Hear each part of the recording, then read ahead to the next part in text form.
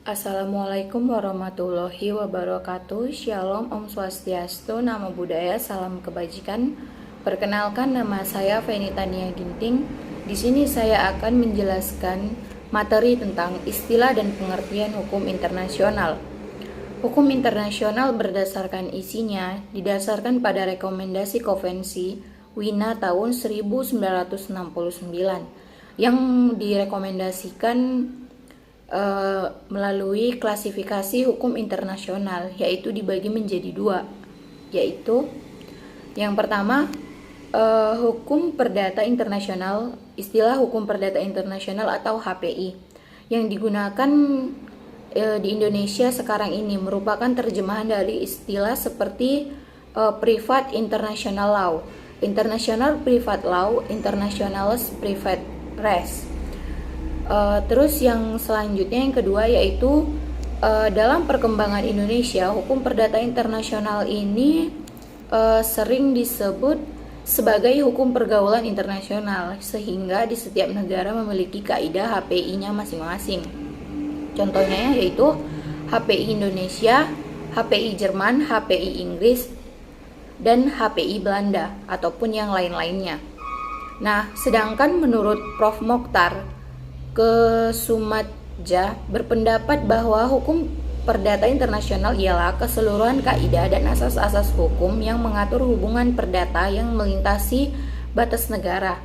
Maka bisa dikatakan bahwa hukum yang mengatur hubungan hukum perdata adalah para pelaku hukum yang masing-masing tunduk pada hukum perdata atau nasional yang berlainan. Selanjutnya yaitu secara sederhana yang dimaksud dengan pengertian hukum perdata internasional adalah keseluruhan kaidah-kaidah asas hukum yang mengatur hubungan perdata yang melintasi batas negara atau hukum yang mengatur hubungan hukum perdata antara para pelaku hukum yang masing-masing tunduk pada hukum perdata atau nasional yang berlainan. Selanjutnya yaitu diundangkan dalam Lembaran Negara Hindia Belanda nomor 2 tahun 1855. Ketentuan tersebut masing-masing berbunyi sebagai berikut. Pasal 16. Ketentuan perundang-undangan mengenai status dan kekuasaan subjek hukum tetap berlaku bagi warga negara Indonesia yang tinggal di luar negeri. Nah, yang kedua yaitu hukum internasional publik. Hukum internasional publik adalah keseluruhan kaidah-kaidah dan asas-asas yang mengatur hubungan atau persoalan yang melintasi batas-batas negara. Batas-batas negara yang bukan bersifat perdata. Hukum publik internasional atau disebut dengan hukum internasional adalah himpunan peraturan yang mengatur hubungan antara negara-negara yang merdeka dan berdaulat, yang sumber hukumnya adalah perjanjian internasional atau traktat, kebiasaan internasional, asas-asas hukum umum yang diakui oleh bangsa-bangsa yang beradab, jurisprudensi internasional dan doktrin atau pendapat para ahli atau sarjana hukum internasional. Subjek hukum internasional adalah badan atau manusia atau pribadi yang memiliki hak dan kewajiban dalam hubungan internasional. Adapun yang menjadi subjek hukum internasional sebagai berikut: yang merdeka dan berdaulat, organisasi internasional, tahta atau kursi, dan manusia sebagai pribadi. Menurut pasal 38 ayat 1 Piagam Mahkamah Internasional, sumber hukum internasional adalah sebagai berikut. Yang pertama yaitu perjanjian internasional atau traktat. Yang kedua, kebiasaan internasional. Yang ketiga, asas-asas hukum umum yang diakui oleh bangsa-bangsa yang beradab. Yang keempat, jurisprudensi internasional. Dan yang kelima yaitu doktrin atau pendapat para ahli atau sarjana internasional. Selanjutnya yaitu subjek hukum internasional sebagai berikut. Yang pertama, negara merdeka dan berdaulat. Yang kedua, organisasi internasional seperti PBB yang bertindak dengan perantara Majelis Umum, Dewan Keamanan, Dewan Ekonomi dan Sosial Sekretariat, dan Mahkamah Internasional. Yang ketiga yaitu tata atau kursi suci, yaitu Gereja Katolik Roma yang diwakili oleh Paus di Vatikan. Dan yang keempat yaitu manusia sebagai pribadi. Perbedaan antara hukum internasional dan hukum publik internasional, perbedaan ini dilihat dari sifat hubungan hukum yang diatur dalam hukum perdata internasional. Maka hubungan hukum yang diatur adalah hubungan hukum perdata, dan hubungan perdata tersebut akan dipermasalahkan tentang hukuman apa yang dipilih oleh pihak yang mengatur hubungan hukum tersebut. Sedangkan hukum internasional publik itu tidak ada pilihan hukum. Kita bisa melihat pada pihak yang mengadakan hubungan hukum untuk mengadakan perbedaan hukum internasional publik dan hukum perdata internasional. Contohnya saja yaitu misalkan pada hukum perdata internasional, maka pihak yang mengadakan hubungan hukum itu adalah perorangan. Sedangkan pada hukum internasional publik, pihak yang mengadakan hubungan itu adalah antara negara dan negara. Nah, sedangkan persamaan keduanya yaitu keduanya itu sama-sama mengatur hubungan atau persoalan yang melintasi batas negara atau internasional. Semuanya itu bersumber pada hukum Romawi. Nah, persamaan landasan sosiologisnya yaitu masyarakat internasional, masyarakat bangsa-bangsa. Persamaan subjek dan sumbernya adalah negara. Jenis-jenis hukum internasional yaitu hukum internasional umum. Jenis hukum internasional ini adalah berisi tentang peraturan yang dilaksanakan secara global dan berlaku untuk umum bagi negara mana saja yang terlibat. Yang selanjutnya yaitu hukum internasional regional. Hukum ini merupakan sebuah peraturan yang ada karena sebuah hubungan antar negara dan berlakunya hanya terbatas pada lingkungan tersebut. Yang selanjutnya hukum internasional khusus. Hukum internasional khusus ini sesuai dengan namanya, yakni khusus. Maka hukum ini hanya berlaku pada negara-negara tertentu, tidak terbatas karena melalui perjanjian internasional multilateral. Yang selanjutnya yaitu prinsip-prinsip hukum internasional. Prinsip hukum internasional yaitu yang pertama, prinsip kesamaan derajat negara-negara. Prinsip kesamaan derajat negara-negara adalah sebuah dasar untuk mengakui bahwa setiap negara itu di dunia memiliki derajat yang tidak peduli negara tersebut besar ataupun kecil. Nah, yang kedua, prinsip penentuan nasib sendiri. Prinsip penentuan nasib sendiri ini adalah sebuah dasar yang mana setiap bangsa dari setiap negara berhak untuk menentukan nasib bangsanya sendiri, dan setiap negara itu menghargai hak tersebut.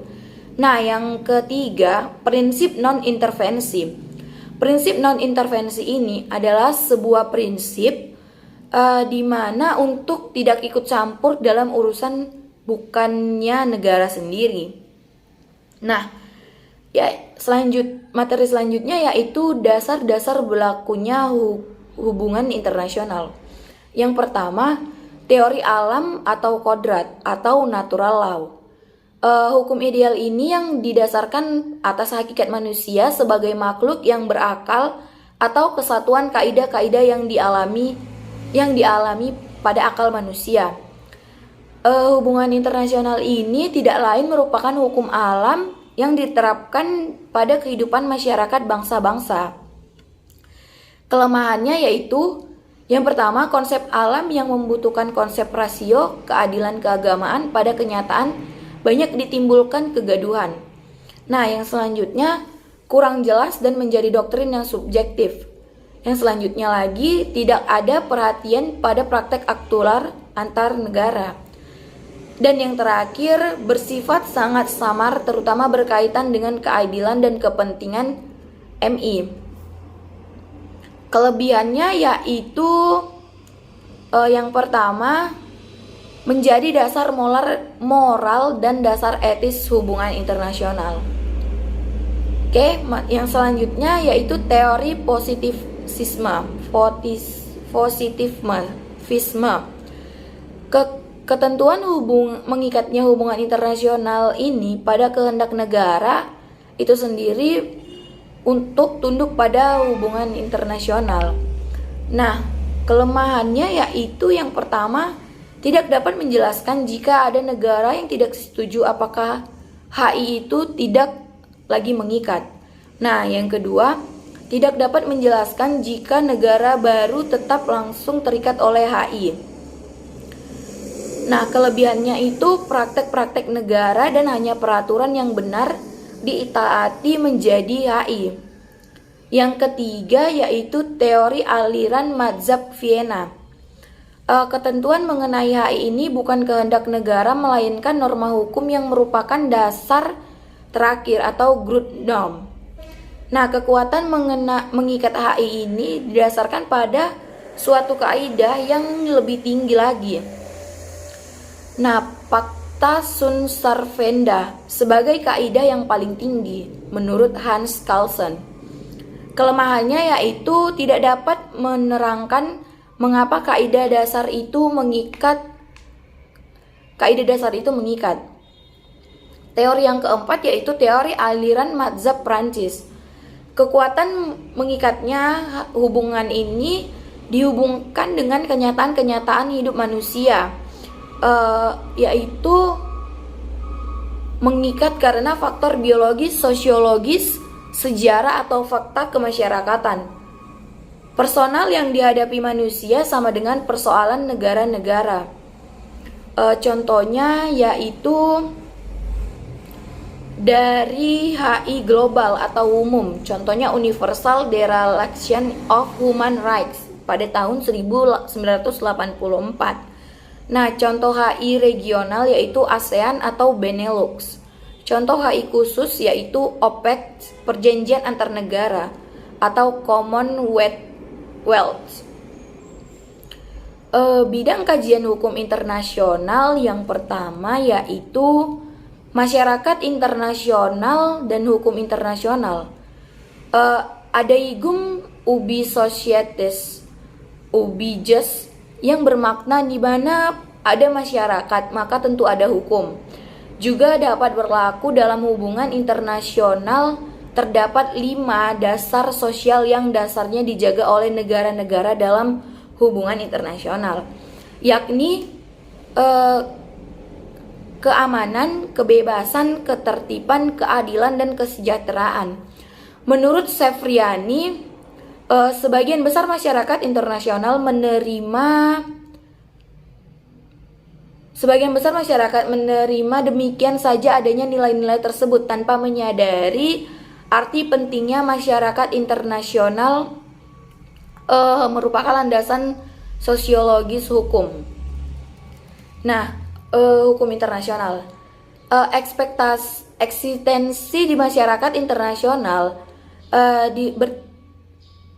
teridentifikasikan dari adanya banyak negara di dunia yang memiliki hubungan di berbagai bidang yang bersifat tetap dan dalam suatu kehidupan bersama yang sederajat dan saling membutuhkan.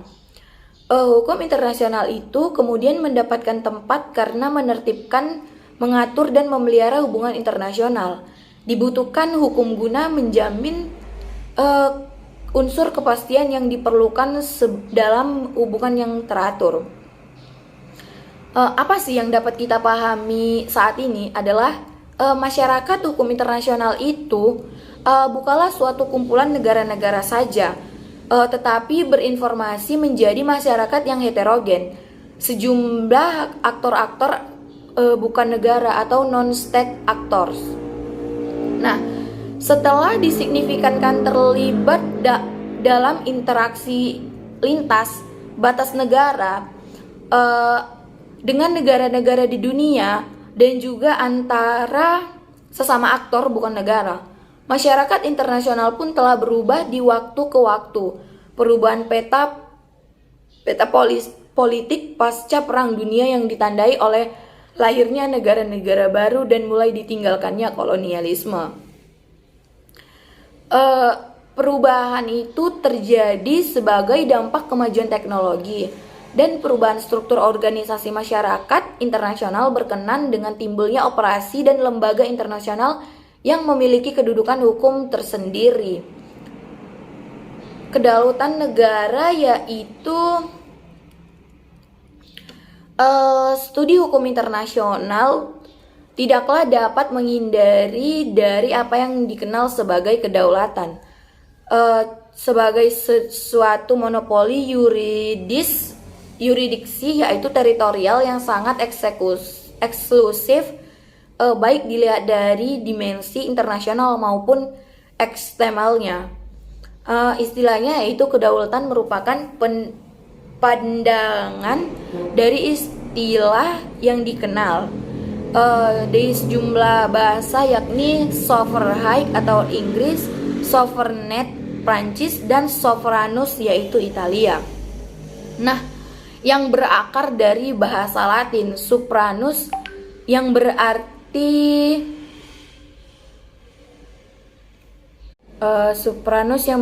yaitu teratas. Selanjutnya yaitu mempunyai kekuasaan tertinggi atau nalar yang berangkat dari pemahaman bahwa hukum internasional itu mengikat negara-negara dalam hubungannya satu dengan yang lain, tentu menjadi tergantung apabila kedaulatan negara itu harus dimaknai secara sempit dalam konsepsi tersebut. Suatu pemahaman yang cukup kompromis yaitu memaknai kedaulatan negara sebagai kekuasaan tertinggi terbatas pada batas wilayah negara yang memiliki kekuasaan hukum tersebut, dan berakhir di mana kekuasaan suatu negara itu negara lain dimulai. Pembahasan mengenai kedaulatan negara itu berdasarkan perspektif historis, khususnya berkaitan dengan perkembangan pemikiran. Mengenai kedaulatan akan dibahas pada bab 2, yaitu mengenai sejarah perkembangan hukum internasional.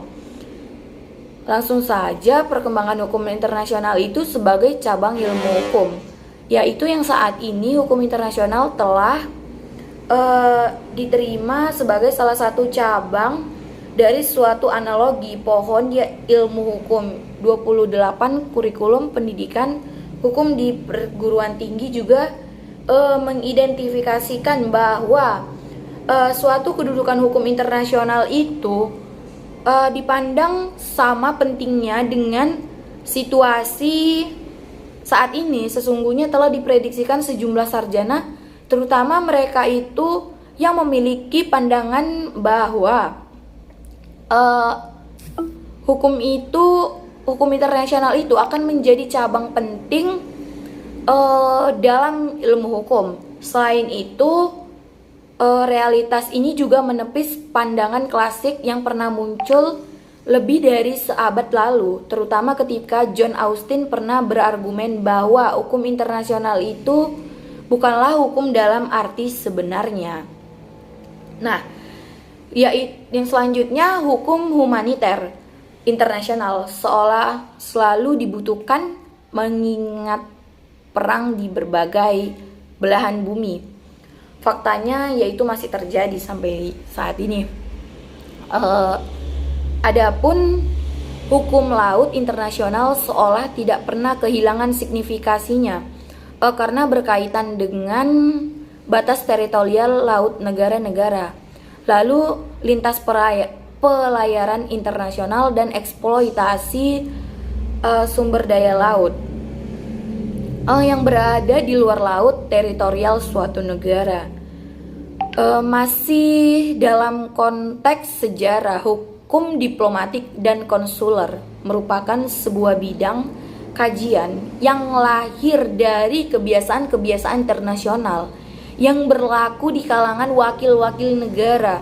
Upaya kodifikasi terhadap kebiasaan-kebiasaan internasional tersebut telah menghasilkan sejumlah perjanjian internasional, di antaranya yaitu Vienna Convention on Diplomatic Relations pada tahun 1961, Vienna Convention on Consular Relations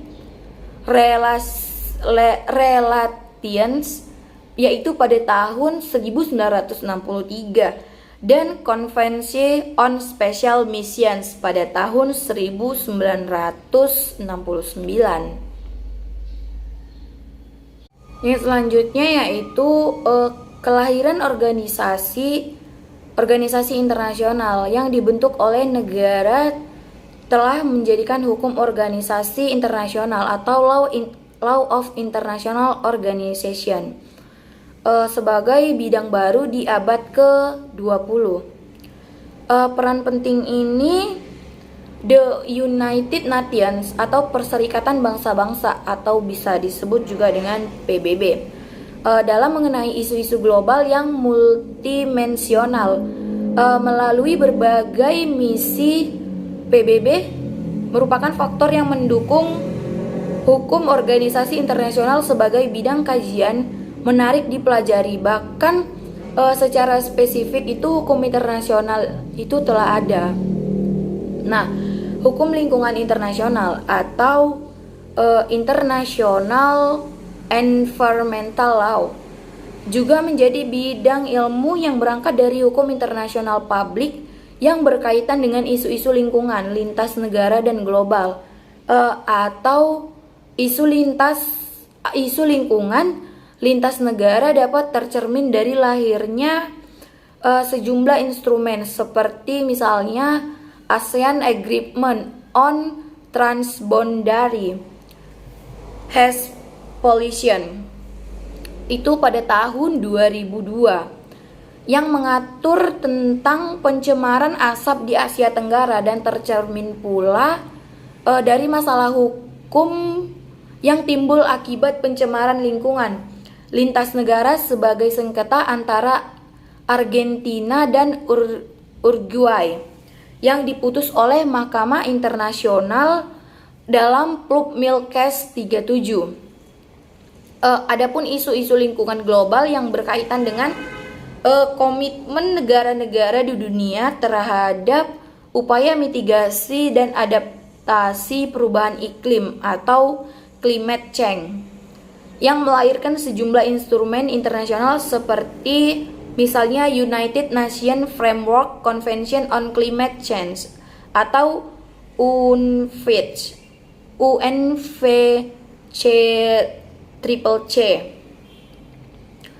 Nah, yang selanjutnya bidang-bidang hukum yang disebutkan sebelumnya merupakan hukum internasional dalam arti material. Nah, adapun prosedur mengenai penegakan hukum internasional saat ini yang dibahas dalam bidang khusus yang dapat dipandang sebagai hukum internasional formil, yakni hukum penyelesaian sengketa internasional atau International Dispute Settlement, yaitu yurisdiksi dan prosedur berasal dari pada lembaga dan organisasi internasional, contohnya International Court of Justice atau ICJ, International Criminal Court atau ICC, WTO Dispute Settlement Body. Nah, yang pertama yaitu asal mulanya istilah hukum internasional sendiri. Droit de Gens isu gentium Volkrecht pada tahun 1780 sampai 1840 atau hukum bangsa-bangsa. Selanjutnya Law of States atau hukum antar bangsa. Yang selanjutnya Public International Law atau PD2 atau hukum internasional publik. Nah, yang terakhir yaitu international law atau hukum internasional secara modern setelah PD2. Yang selanjutnya istilah-istilah hukum internasional. Hukum bangsa-bangsa, yaitu the law of nations. Hukum antar bangsa, the law among nations. Hukum antar negara, interstates law. Hukum internasional, yaitu transnational law. Istilah-istilah hukum internasional, yang pertama, istilah HI paling mendekati kenyataan dengan sifat hubungannya dan masalahnya yang menjadi objek bidang hukum ini. Yang dewasa ini tidak hanya terbatas pada hubungan antar negara atau bangsa.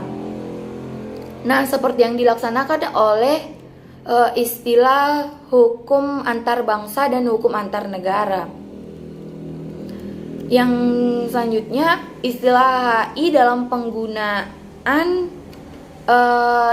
penggunaannya yaitu tidak menimbulkan keberatan di kalangan para sarjana karena telah lazim dipakai untuk sebagai orang untuk segala peristiwa yang melintasi batas-batas negara. Nah, yang selanjutnya yaitu penggunaan istilah HI secara tidak langsung itu dia menunjukkan suatu taraf perkembangan tertentu dalam bidang HI sebagai perkembangan muktahir.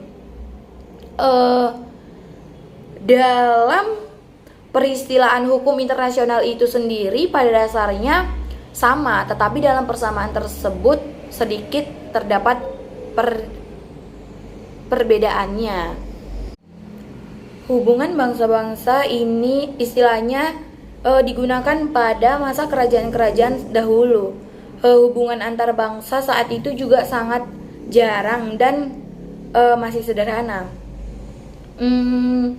Hukum antar bangsa ini dan hukum antar negara istilahnya dikenal pada masa masyarakat negara-negara Eropa ketika muncul negara dalam pengertian modern, yaitu negara kebangsaan atau nation state. Negara kebangsaan ini muncul pada tahun 1648, yaitu saat lahirnya konvensi Westphalia yang mengakhiri peran 30 tahun di Eropa antara golongan Protestan dan Katolik. Hukum internasional ini istilahnya merupakan istilah yang lebih modern. Dalam istilah HI tidak hanya mengatur hubungan antara negara dengan negara, tetapi juga mengatur hubungan negara dengan subjek hukum internasional bukan negara, serta hubungan persoalan antara subjek HI bukan negara satu sama lain. Yang selanjutnya yaitu istilah HI juga dapat memberi peluang bagi individu sebagai subjek HI sekalipun itu batas-batas tertentu. Nah, pada segi lain HI ini mengakomodir tentang persoalan di antara organisasi di mana eksistensi organisasi internasional tersebut terlepas dari kemauan negara itu. Istilah hukum internasional, terminologi hukum internasional itu yang digunakan di Indonesia merupakan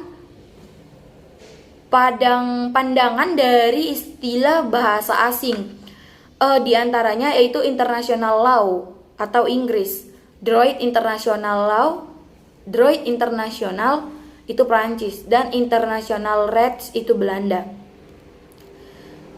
Istilah hukum internasional saat ini telah diterima secara umum untuk menggambarkan peraturan hukum yang berlaku dalam hukum internasional.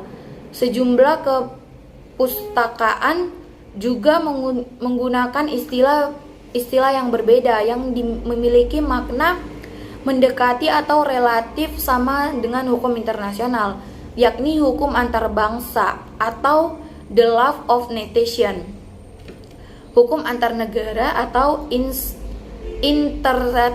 interstate law, hukum dunia atau world law, dan hukum transnasional atau transnational law.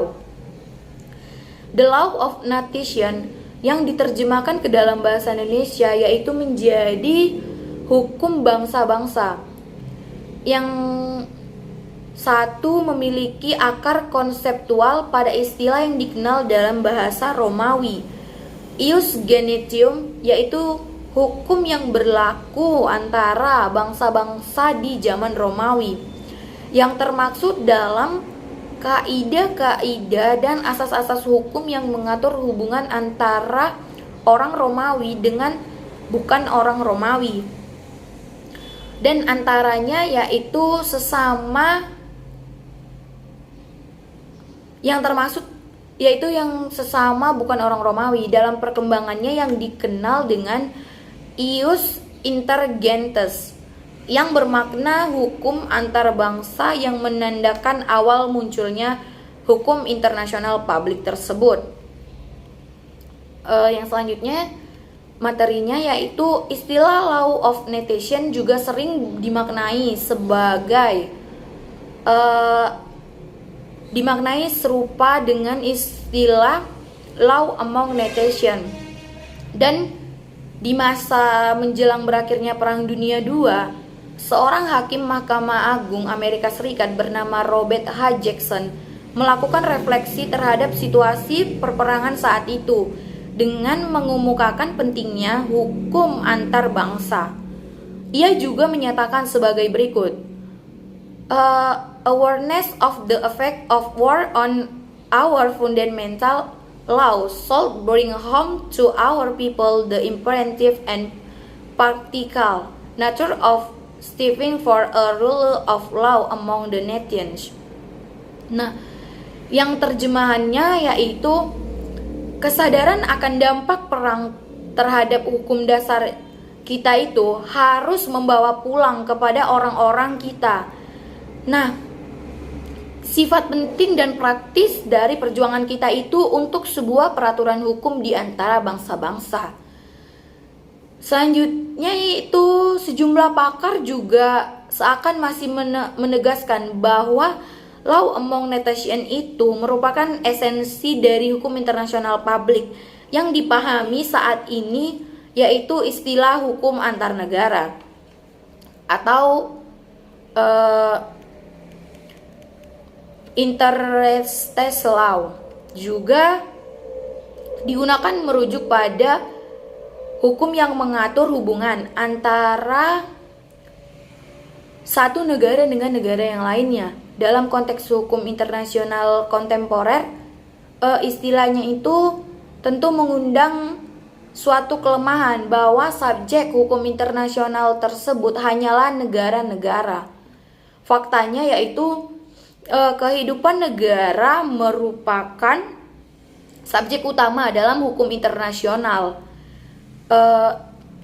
Sejumlah entitas yang memiliki kapasitas hukum internasional terbatas juga diakui sebagai subjek hukum internasional. Terus perlu untuk diklarifikasi bahwa instrets itu dapat juga memiliki makna lain, yaitu hukum antar negara begitu bagian di suatu negara federasi. Nah, seperti misalnya yaitu Amerika Serikat. Para sarjana hukum internasional nampak banyak tidak terlalu menggunakan istilah ini karena cenderung lebih tepat digunakan untuk isu-isu hukum internasional yang bersifat tematik.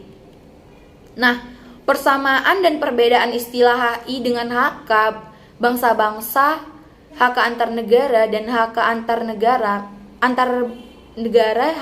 dan HK antar bangsa. Yang pertama yaitu persamaannya, sama-sama bersumber pada hukum Romawi. Yang selanjutnya persamaan landasan sosiologis masyarakat internasional dan masyarakat bangsa-bangsa. Persamaan subjeknya itu sama, yaitu negara. Nah, perbedaannya yaitu perbedaan istilah bahasa yang digunakan oleh setiap negara. Perbedaan istilah menunjukkan tingkat perkembangan.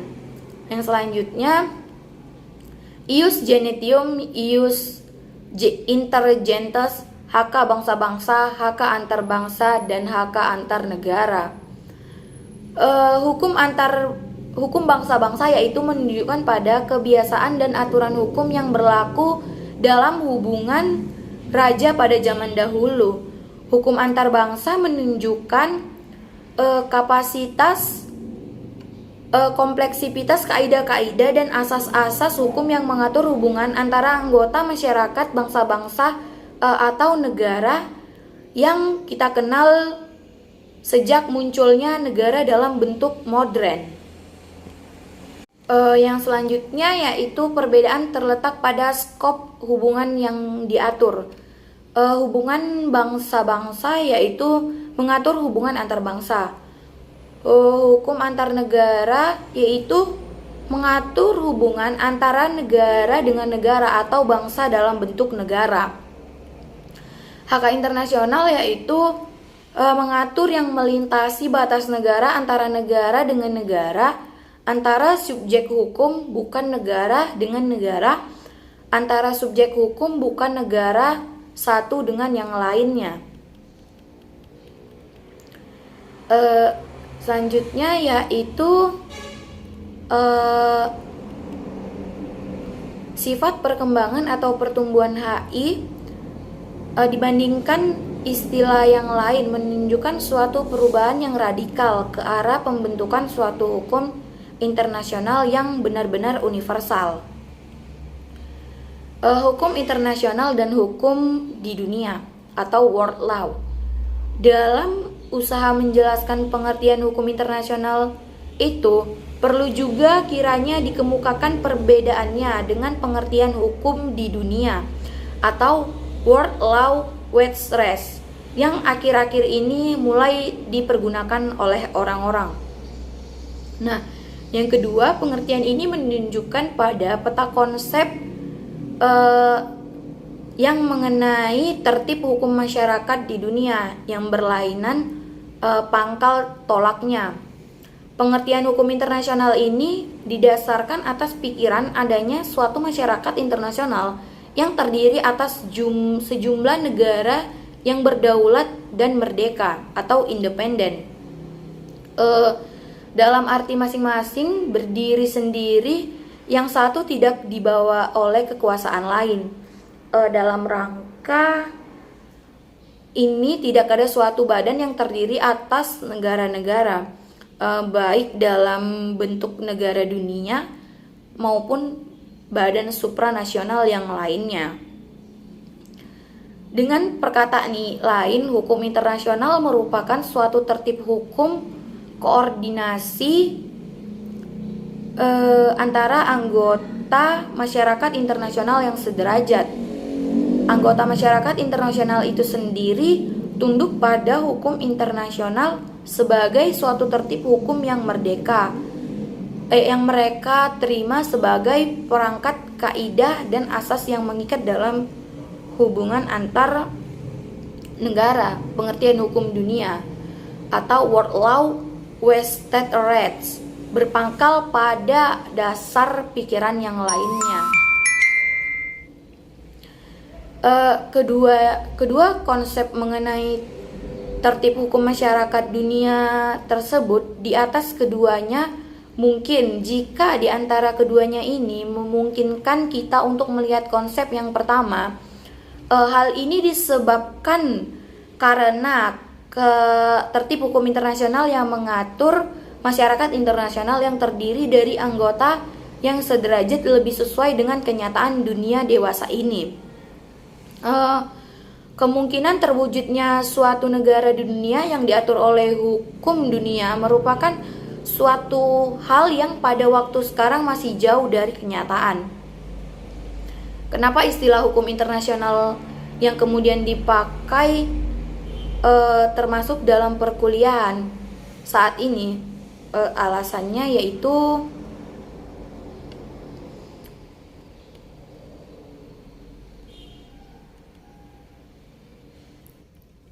Yang pertama, istilah HI mendekati kenyataan dengan sifat-sifat hubungannya dan masalah-masalah yang menjadi objek bidang hukum ini. Yang dewasa ini tidak hanya terbatas pada hubungan antar bangsa atau antar negara saja, seperti yang dilaksanakan oleh istilah hukum antar bangsa dan hukum antar negara. Yang selanjutnya, istilah hubungan internasional dalam penggunaan tidak menimbulkan keberatan di kalangan para sarjana karena telah lazim dipakai untuk segala peristiwa yang melintasi batas-batas negara. Penggunaan istilah HI ini secara tidak langsung menunjukkan suatu taraf. Yang selanjutnya yaitu penggunaan istilah HI ini tidak langsung menunjukkan suatu taraf perkembangan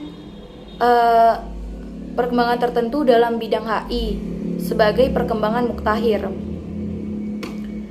Yang selanjutnya yaitu permasalahan yang dihadapi kini tidak hanya menyangkut permasalahan wilayah atau yurisdiksi negara yang dipahami secara sempit, tetapi juga mengenai permasalahan lainnya seperti hak asasi manusia, pertumbuhan hukum ekonomi internasional yang mencakup urusan keuangan dan pembangunan, keprihatinan kepada perusakan lingkungan, upaya eksploitasi ruang angkasa, dan eksploitasi sumber daya laut.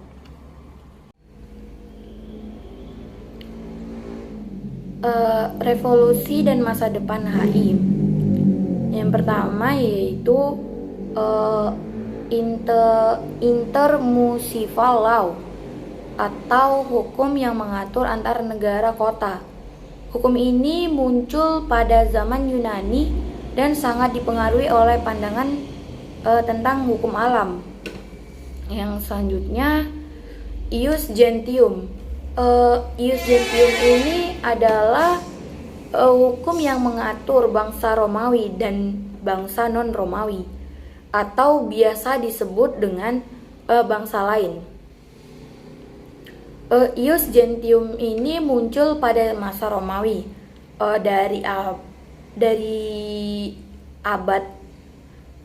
pada masa Romawi sampai abad ke-5 setelah Masehi. Pada masa Romawi juga ius civil mengatur hubungan antara orang Romawi yang satu dengan yang lainnya. Ius yang selanjutnya yaitu ius gentium, ius intelligentes atau law of nation. Ketiganya ini dikenal pada zaman Imperium Romawi pada abad ke-10 sampai dengan 17 Masehi. Nah, ketiganya ini memiliki arti yang sama.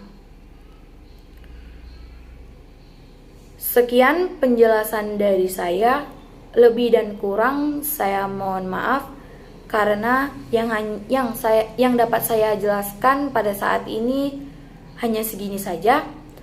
Sekian dari saya. Assalamualaikum warahmatullahi wabarakatuh.